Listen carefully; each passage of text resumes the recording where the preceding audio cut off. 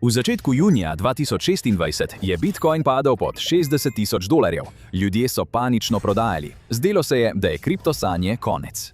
Medtem ko so mali vlagatelji izgubljali svoje življenjske prihranke, je Wall Street izvajal največji prenos bogastva desetletja. Saj to ni bil zlom, to je bil rop. Namenoma zasnovana poteza, da bi iztisnili več kot $1,800 milijonov finančnega vzvoda, je bil petek, 5. junija, eden najbolj dramatičnih dni, kar jih je kriptotrg videl v zadnjih letih. Zgodilo se je tako hitro, da večina trgovcev skorajda ni vedela, kaj se dogaja. Bitcoin, vodilna kriptovaluta, ki se je le nekaj tednov prej trgovala nad 80,000, je doživel nenaden, ogromen zlom. Milijoni mobilnih telefonov so po vsem svetu hkrati zavibrirali, ko so prišle novice. Vrednost BTC-ja je strmo padala. Celo padla je pod mejo $60,000 in dosegla dnevno najnižjo vrednost $59,100 v enem trenutku. Naslednje jutro se je nekoliko pobral in dosegel $61,000. Vendar je vladal kaos, tržna katastrofa, vsaj za neizurjeno oko. Zdelo se je kot dokončen dokaz, na katerega so čakali kritiki kriptosveta. Jasen znak, da Bitcoina in kriptovalut na splošno ni mogoče šteti za varno in zanesljivo hranilnico vrednosti. Ampak tukaj je resnica. To ni bil neuspeh ali neobvladljiv zlom. To je bil nadzorovan požig. Požig, ki je bil popolno izveden, matematično natančen in popolnoma nujen, da se trg ne le pobere, ampak doseže povsem nove višave. To je finančni ekvivalent požiga bolnega gozda, da lahko zdrave korenine prevzamejo oblast. Kajti medtem ko se je večina ljudi osredotočala na cenovne grafe, so videli le dim. Pravi požar se je dogajal v ozadju. Približno 1,8 do 2,5 milijarde dolarjev strupenega vzvoda je bilo popolnoma uničenega. Tukaj je razlog, zakaj je to pomembno. Vzvod je kot kuga za finančni sistem. To so izposojena sredstva. To so mali trgovci, ki v bistvu stavijo z denarjem, ki ni njihov. To pa sistem potiska na majava tla. Več kot se kopiči vzvod, bolj nestabilna postaja situacija. Sčasoma pride do točke, ko se trg ne more več premikati, rasti ali napredovati, dokler ta vzvod ni izbrisan. Z drugimi besedami, da bi Bitcoin naredil naslednji korak v svojem razvoju, da bi ta kriptoraketa poletela, je bilo treba vzvod odvreči. Toda ta denar ne more preprosto izginiti. Mora iti nekam. Medtem ko so prestrašeni uporabniki panično pritiskali na gumb za prodajo, ker so se bali najslabšega, tisti, ki so kupovali njihove sredstva, niso bili amaterji ali priložnostni vlagatelji. Bili so profesionalci. Investitorji z Wall Streeta, ki so izkoristili razprodajo in pokupili sredstva po izjemno znižanih cenah. Bili so prepričani, da bodo na drugi strani podvojili ali celo potrojili svoj denar. Trg malih vlagateljev je zagotovil točno tisto, na kar so veliki igralci v svetu investicij čakali – izhodno likvidnost. Vsakodnevni vlagatelji so postali gorivo za stroj. Mislili so, da bežijo s potapljajoče se ladje. V resnici so svoja težko prislužena portfelja predajali velikanskim investicijskim podjetjem. Toda ta zlom se ni začel na kriptotrgih. Začel se je v Silicijevi dolini. Denar je kisik trga. Ko priteka, sredstva postajajo močnejša in bolj dragocena. Ko odteka, postanejo šibkejša. In v tednih in mesecih pred junijem 2026 je en sektor še posebej srkal skoraj ves razpoložljivi kisik. Ta sektor je bila umetna inteligenca. V samo nekaj letih je UI prodrla v skoraj vsak vidik sodobnega življenja. Postala je ena najmočnejših tehnoloških sil na planetu. In kjer je moč, je tudi vrednost. Investitorji niso želeli zamuditi priložnosti, da bi izkoristili to vrednost. Morali so vstopiti v največja in najboljša podjetja za umetno inteligenco že na začetku, pa tudi v obetavna nova podjetja, da bi čim bolj povečali svoj dolgoročni dobiček. Leto 2026 je prineslo vstop številnih velikih blagovnih znamk umetne inteligence na trg, skupaj z vanom težko pričakovanih javnih ponudb delnic oziroma IPO-jev. To so podjetja prihodnosti, mojstri strojnega učenja, ustvarjalci naslednje generacije modelov umetne inteligence. In ni presenetljivo, da so pritegnila veliko pozornosti. Vrednotenja nekaterih teh podjetij so bila skoraj brez primere. Nezaustavljiv val navdušenja se je stopnjeval in postajal vse večji, ko je ena javna ponudba delnic za drugo prihajala na borzo. Globalni finančni ekosistem je takoj odreagiral. Hedge skladi in podjetja tveganega kapitala so se nenadoma znašli v tekmi s časom. Nekatere največje borzne uvrstitve tehnoloških podjetij v zadnjih letih so bile tik pred vstopom na trg in vsi so si jih želeli, vendar so hitro potrebovali denar. Morda bi mislili, da bodo začeli prodajati delnice ali odprodajati dele svojih nepremičninskih portfeljev, pa niso. Namesto tega so se mnogi obrnili na najhitrejši vir likvidnosti, ki so ga imeli na voljo – kriptovalute. Počasili, a zanesljivo so začeli črpati likvidnost iz kriptotrgov, da bi jo preusmerili v prve javne ponudbe delnic podjetij z področja umetne inteligence. To se je dogajalo v ozadju in postopoma se je globina knjig naročil za Bitcoin začela tanjšati. Skupni obseg denarja v vodilni svetovni kriptovaluti je počasi, a zanesljivo izginjal. Na prvi pogled se je zdelo, da trg deluje povsem normalno. V resnici pa so bile njegove temelje spodkopane. Sistem z visoko likvidnostjo se lahko spopade s krizo. Toda ko je likvidnost izčrpana, je bil kriptotrg kot suhi gozd, ki je čakal na iskro, da vse skupaj zagori. In algoritmi so točno vedeli, kje udariti. Finančni trgi imajo svoj ritem, ki ga večina ljudi ne razume. Verjamejo, da bi se moral zdrav trg gibati samo v eno smer, navzgor. Nestanovitnost velja za slabost, za napako. Najboljši in najuspešnejši vlagatelji na to gledajo povsem drugače. Razumejo ritem trgov, cikle, vzpone in padce. Vedo, da je nestanovitnost značilnost, celo nujnost. Da bi katerikoli razred sredstev dozorel in dosegel svoj polni potencial, mora skozi obdobja strukturnega zloma. Samo s padci se trgi naučijo, kako se dvigniti še višje. Dokazi so prav tam v podatkih, ne v cenovnih grafih, ki jih vsi spremljajo, in ne v površinskih metrikah, s katerimi je obsedena večina malih vlagateljev. Najdemo jih v globlih kazalnikih na makroravni, takšnih, kot jih uporabljajo najnaprednejše svetovne trgovalne ekipe za načrtovanje svojih naročil in popolno časovno usklajevanje svojih poslov. Eden najmočnejših je nekaj, kar imenujemo z-ocena razmerja med tržno vrednostjo in realizirano vrednostjo, oziroma MVRV z-ocena. Zveni zapleteno in na mnoge načine tudi je. MVRV z-oceno si predstavljajte kot tržni alarmni sistem. Ko zasveti rdeče, se Bitcoin morda trguje nad svojo pošteno vrednostjo. Ko gre v nasprotno skrajnost, je Bitcoin lahko močno podcenjen. Poglejte, kako se je z-ocena spreminjala skozi čas in pokaže se osupljiv trend. Med vsemi preteklimi velikimi padci Bitcoina v letih 2015, 2018 in 2022 je z-ocena vedno naredila popolnoma isto stvar. Padla je pod ničlo in se potopila v negativno območje. Vsakič, ko se je to zgodilo, so mediji začeli pisati naslove in objavljati poročila o tem, kako je Bitcoin preveč nestanoviten in nevaren za vlagatelje. Nekateri so celo razglasili trg kriptovalut za mrtvega. Medtem so najmanjši vlagatelji ignorirali ves ta hrup in se osredotočili na tisto, kar je bilo pomembno – na z-oceno. To je bila utripajoča rdeča luč, ki je kričala en sam nad vse pomemben ukaz. Kupi. Ker krcakič, ko je ta ocena padla pod ničlo, je Bitcoin v naslednjem ciklu zrasel za vsaj 300%. To je vzorec, ki se je ponavljal znova in znova. Marca 2020 je svetovno gospodarstvo zaradi pandemije obstalo. Cena Bitcoina se je v samo nekaj dneh prepolovila. Panika je bila otipljiva, vendar se je v 180 dneh po velikem padcu zaloga dolgoročnih imetnikov, torej skupna količina Bitcoina v lasti subjektov, ki niso želeli prodati, povečala za približno 3 do 5 odstotnih točk. To je enako, kot če bi v 6 mesecih vse ameriške zlate rezerve umaknili z prostega trga in jih premaknili v zasebni trezor. To je bila tiha, a ogromna konsolidacija bogastva, dramatičen premik Bitcoina iz šibkih rok v močne. To je biološka nuja zdravega trga. Potrebno je, da propade, da se lahko ponovno vzpostavi in zgradi bolje kot prej. Tudi to smo v preteklosti že videli, in to z uničujočo natančnostjo.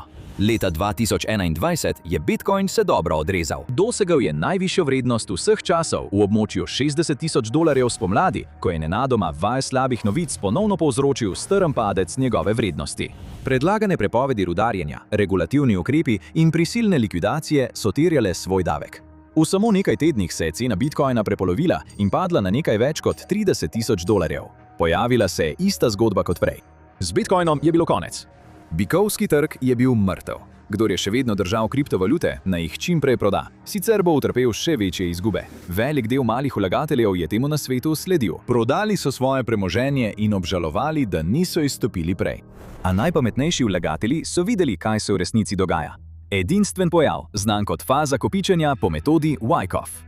Poimenovana po legendarnem vlagatelju, uredniku in ustanovitelju revije Wall Street, opisuje strategijo, za katero mnogi verjamejo, da so jo največji udeleženci na trgu uporabljali desetletja. Pred večjimi premiki na višje cene največji igralci običajno ne kupujejo vsega naenkrat. Namesto tega postopoma kopičijo.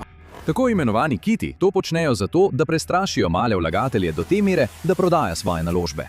Med Wyckoffovo fazo leta 2021 pa se je pojavila zaskrbljujoča anomalija. Število kitovih denarnic, torej tistih, ki imajo v lasti 1000 BTC ali več, se je začelo zmanjševati za približno 12%. Hkrati se je povečalo število manjših denarnic, malih vlagateljev, saj so priložnostni vlagatelji kupovali ob padcih v upanju na hiter dobiček. Zgodba se je spremenila v nekaj še bolj strašljivega. Veliki kapital se je umikal iz Bitcoina. Javnost je ponovno verjela tej zgodbi, vendar kiti v resnici niso zapuščali Bitcoina. Pripravljali so se na množično likvidacijo vzvodnih pozicij. 19. maja 2021 je prišlo do tega izbrisa. Osupljivih 8,6 milijarde dolarjev je bilo izbrisanih v nekaj urah. Da bi razumeli velikost te vrednosti, 8,6 milijarde dolarjev je dovolj, da bi lahko kupili Dallas Cowboys, eno največjih športnih institucij na svetu, in bi vam še vedno ostalo 3 milijarde dolarjev. Učinek je bil takojšen. Računi malih vlagateljev so bili izbrisani do ničle. To je nato povzročilo največjo konsolidacijo bogastva po finančni krizi leta 2008. Do konca leta 2021 je vrednost Bitcoina ponovno močno narasla. Zdaj, leta 2026, je na voljo dovolj podatkov, da lahko pokažemo, da to ni naključno ali zgolj slučaj. Zgodovina se ponavlja z izjemno natančnostjo. Zlom iz junija 2026 je skoraj zrcalna slika dogodka iz leta 2021. Isti naslovi, ista zgodba in enak čustveni vpliv na trg malih vlagateljev.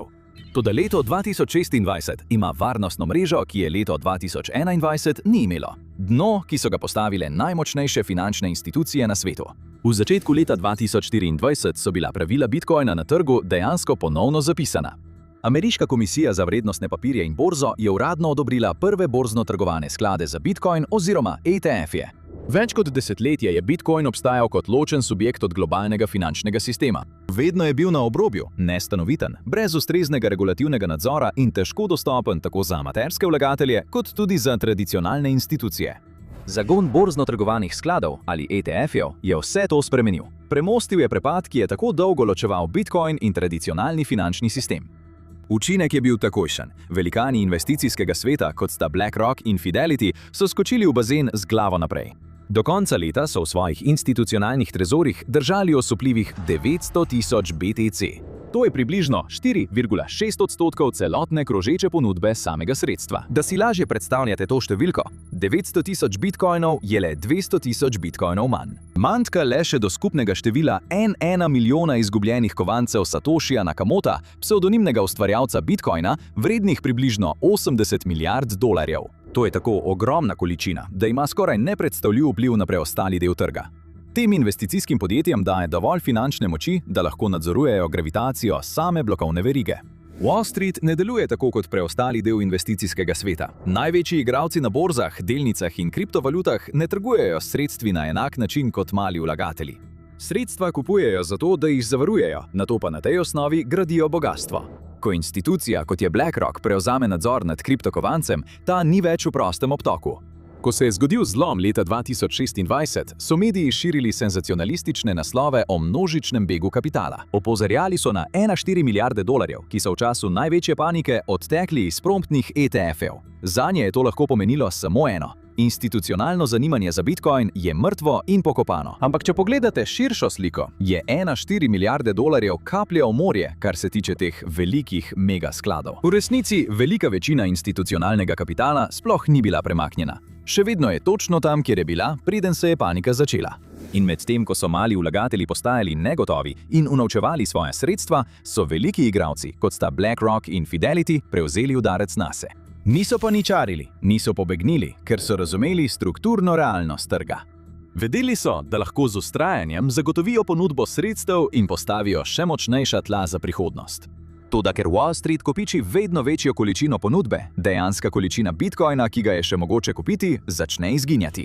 Ena najbolj fascinantnih stvari pri Bitcoinu in eden od dejavnikov, ki so mu pomagali postati tako priljubljeno sredstvo med vlagatelji po vsem svetu, je njegova redkost. Skupaj bo kdajkoli ustvarjenih le 21 milijonov kovancev. To ga v veliki meri loči od samega koncepta običajne valute. Nobena centralna banka nikoli ne bo mogla preprosto natisniti več BTC. Nobena politična odločitev nikoli ne bo mogla povečati ponudbe. In resnica je, da je Bitcoin še bolj redek, kot se zdi. Ker veliko število teh 21 milijonov kovancev ni na voljo za nakup in prodajo, pa tudi nikoli ne bo.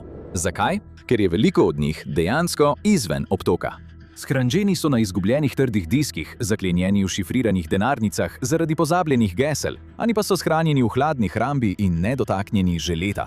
Merilo, imenovano nelikvidna ponudba, v bistvu meri odstotek bitcoina, ki ga imajo v lasti subjekti, ki ne kažejo nobene nagnjenosti k prodaji. Leta 2024 je to merilo doseglo najvišjo vrednost doslej, približno 78%. To pomeni, da je le 22% vsega doslej izkopanega bitcoina dejansko na voljo za kroženje na odprtem trgu. To je kot da bi poskušali kupiti dom v večjem mestnem središču, kjer skoraj 80% domov ni nikoli na prodaj. Če je velik del zaloge sredstva v bistvu zaklenjen in odstranjen iz ekosistema, lahko že manjše povečanje povpraševanja sproži silovit strm skok. Vrednost tega sredstva močno poskoči. To je na kratko šok nelikvidnosti. To je kot vzmet, ki jo vse bolj napenjamo, dokler ne poči in sprosti vso nakopičeno energijo. In to nas pripelje do končne, neprijetne resnice o tem, kako svetovni trgi dejansko delujejo. Resnica o tem, kdo v resnici plača za bikovske trende. Če vprašate povprečnega človeka na ulici, kaj poganja velik bikovski trg ali kdo ima največji vpliv na sredstvo, kot je bitcoin, bi verjetno pokazal na male vlagatelje. Trdili bi, da so to običajni ljudje, ki odpirajo račune, nastavljajo denarnice in vsak mesec vlagajo nekaj $100 v kripto, tisti, ki poganjajo cene navzgor. Verjamejo, da ima javnost moč. To je skrbno zasnovana laž. Mali vlagatelji ne poganjajo bikovskih trgov. V resnici zagotavljajo izhodno likvidnost za institucije. In da bi to razumeli, morate razumeti, kako delujejo institucionalne knjige naročil. Večmilijardni hedge sklad ali izdajatelj ETF-ev se ne bo prijavil na svojo običajno kriptomenjalnico in v enem zamahu kupil na 10.000 kovancev. To bi imelo ogromen in buren vpliv na trg. Namesto tega ti megaskladi raje širijo svoje naložbe, ne da bi takoj vplivali na trg. Da bi to dosegli, morajo sprožiti val prodajnih naročil, ki ustrezajo njihovim nakupom. V bistvu potrebujejo, da na tisoče posameznih vlagateljev hkrati in po isti ceni proda svoje pozicije. Potrebujejo, da ljudje zapaničarijo. Zato zlom junija 2026 ni bil naključen, kaotičen dogodek. Bil je načrtovan, programiran. To je bil nameren mehanizem, ki so ga zasnovale velike investicijske družbe, da bi rešile svojo likvidnostno težavo. Pravzaprav je precej preprosto, ko enkrat poznaš osnove, kako vse skupaj deluje. Isti algoritmi, ki jih uporabljajo vzdrževalci trga, lahko prepoznajo območja, kjer je verjetno zbranih veliko naročil za zaustavitev izgube. Poznajo cenovne ravni, pri katerih so mali vlagatelji sklenili prodati, da bi omejili nadaljnje izgube. Ko se trg približuje tem ravnem, lahko že razmeroma majhen val prodaje potisne cene vse nižje in nižje, ter jih približa območju zaustavitve izgube. Ko se sprožijo prvi stop-loss ukazi, se začne verižna reakcija. Sledi val dodatnih ukazov, ki se izvedejo samodejno. Ogromne količine BTC so prodane, ne da bi imeli imetniki sploh trenutek za razmislek o svojih odločitvah.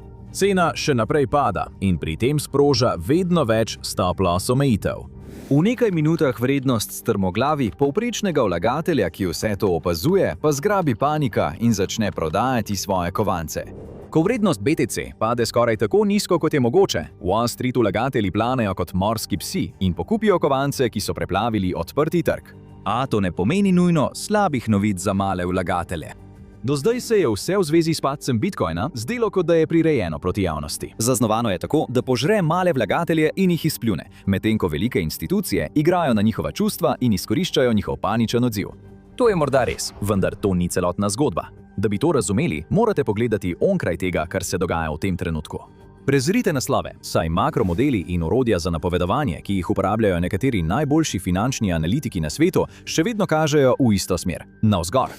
Njihove napovedi se niso spremenile, prav tako ne njihov optimizem. Še vedno verjamejo, da je bitcoin namenjen rasti, veliko višje in veliko prej, kot bi morda pričakovali.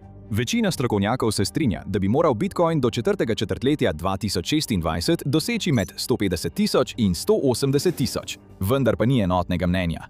Različni modeli kažejo v različne smeri in se spreminjajo, ko se spreminjajo pogoji.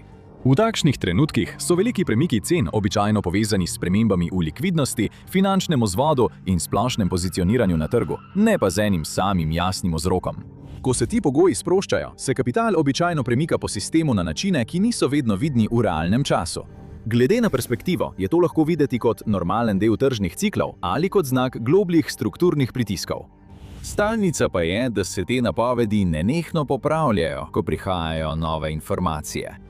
In na takšnih trgih zgodba nikoli ni resnično le o enem zlomu ali enem vzponu. Gre za cikle, kako likvidnost vstopa, kako izstopa in kako se struktura trga vsakič znova preoblikuje. Ko se to zgodi, ker na koncu se cena ne premika le v eno ali drugo smer. Premika se skozi faze in vsaka faza sčasoma postane temelj za naslednjo. Medtem ko vlagatelji hitijo kupovati več bitcoinov, je ena skrivnost vedno ostala. Oseba, ki stoji za vsem tem. Odkrite resnico o tem, kdo je dejansko ustvaril bitcoin. Ali pa si oglejte ta video.